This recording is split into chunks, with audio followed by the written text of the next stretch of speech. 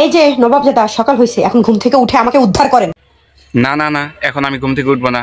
ঘুম থেকে উঠতে আরো সময় লাগবে। আরে এরা কারা? এমন কিছু বলো যা শুনে আমার ঘুমটা ভেঙে যায়। এরকম পাগল ছাগল কোথায় থাকে আমি কখনো দেখি নাই। দেখুন রিয়ামণি কিভাবে ঘুম থেকে কাল সারা রাত যার সাথে চ্যাট করেছো সে ফেক আইডিটা কিন্তু আমারই।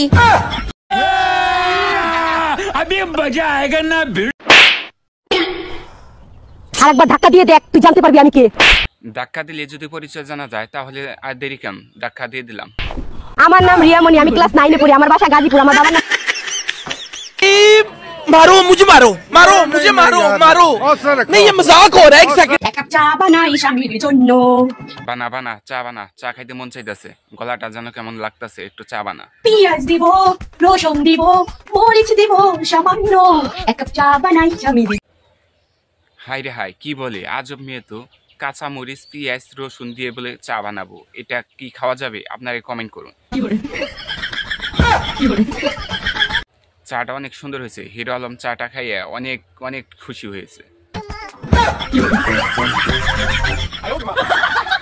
এবং রিয়ামণি জ্বালায় ফেসবুকে ঢোকা যাচ্ছে না, তাই ভাবলাম যে হিরো আলমকে নিয়ে একটা ভিডিও তৈরি করা যাক।